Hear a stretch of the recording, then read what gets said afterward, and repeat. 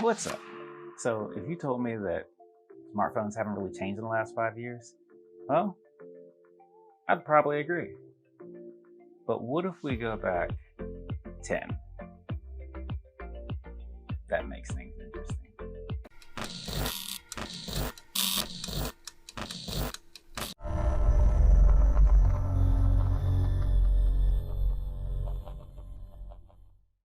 Typically, this is the part of the video where I do an unboxing. But unfortunately for this video, I don't know where the box is because I've owned this phone for probably the last 10 to 11 years. This was long before I decided to start making YouTube videos doing phone reviews. So, my bad. So it's no secret that the Note 4 came out in 2014, but it is rather surprising when you look at the spec list just to see how far we've come. So first things first, the Galaxy Note 4 came with a 5.7-inch QHD display. That might sound small for today's standards, but in 2014, 5.7 inches was massive.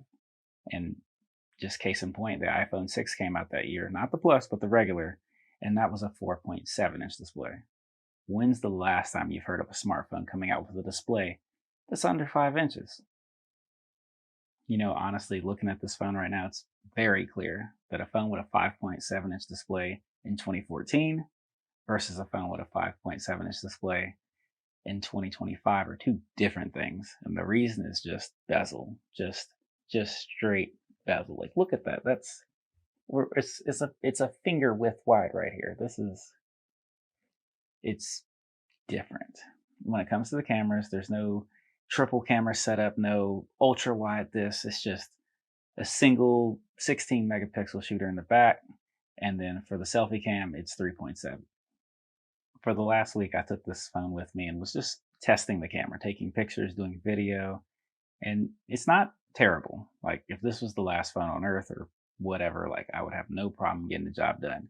It just struggles when it comes to the RAM and the processor just because it's dated. It's got a Snapdragon 805, and then on the graphics side, it's got an Adreno 420 with 3 gigabytes of RAM. So when you look at the size of the apps today, yeah, it's going to struggle a bit, but it's okay. It still gets through it. Originally, the Galaxy Note 4 came with a 3200 milliamp hour battery. And as you can imagine, yes, Samsung said they can get from 0 to 50% in 30 minutes. Nothing's changed. Now, it did have 15-watt charging at the time, so that makes me a little bit more appreciative of the 45 watts we have now, or the 25 watts the Galaxy Note 6 has now.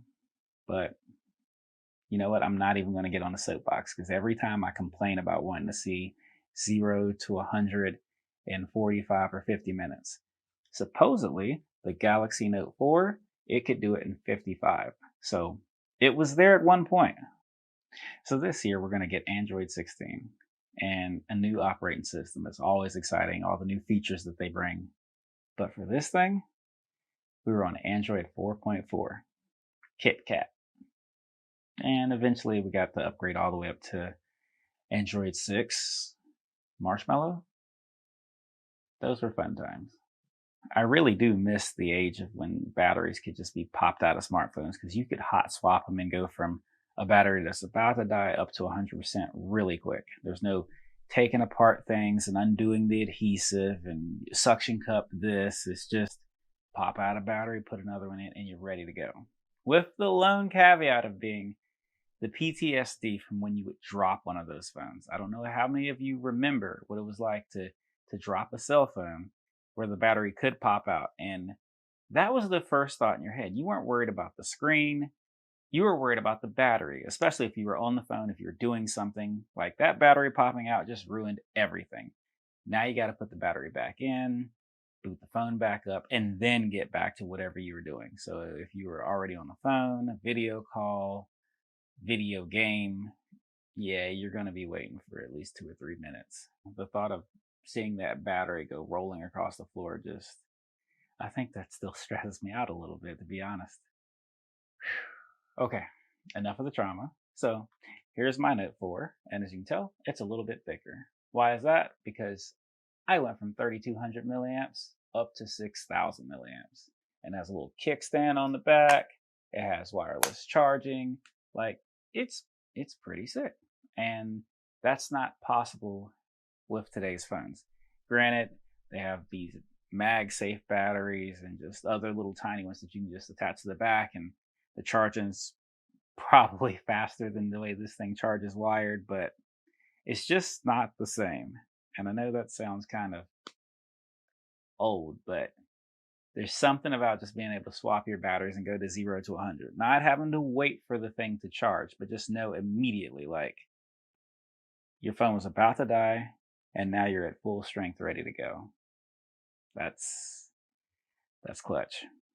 With that being said, I am hearing that there are some rumblings about the EU trying to mandate smartphone manufacturers to make it easier for the consumer to be able to access the battery and swap it out. Now, do I think they're going to go back to these days where I can just pop out the battery and keep going? Probably not. But I don't know. I don't know if it's going to just be a series of screws and gaskets to keep it waterproof or what.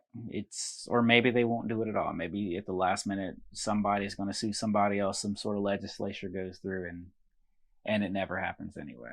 But it would be sick. I think the coolest things about this phone, at least to me, is two things. The S Pen, which compared to S Pens nowadays, this does not feel nearly as premium. I will tell you that now. And the IR blaster.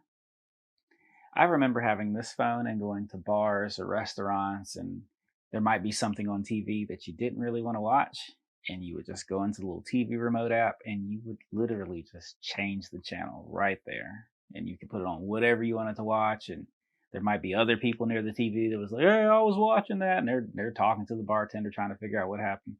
Like, those are fun times. And not just bars or restaurants. I'm talking like the dentist office or anything that's IR compatible, AC units, like whatever. Like, back in those days, you felt like a secret agent or something. I know that sounds stupid, just having an IR blaster and comparing it to a secret agent, but you just felt like your phone could do a lot of things that other phones couldn't do. And I mean, to be honest, if you look at all of the features of this phone and then compare them to that of, let's say, the iPhone 6 Plus, you'll get my drift. But wait, there's more. This phone came with a headphone jack. Now, I'm not an audiophile, so I can't exactly explain, what's lost in terms of quality going from wired headphones to Bluetooth, but there were all kinds of accessories that use this headphone jack. If you didn't have an IR blaster on your phone, you buy the IR dongle, download the app, now you got an IR blaster.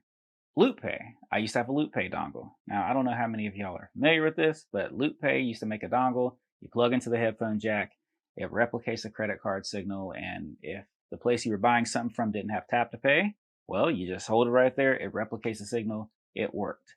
Samsung later bought them out, and then it was part of Samsung Pay for a long time, which was really sick. That was one of my favorite features for a very long time.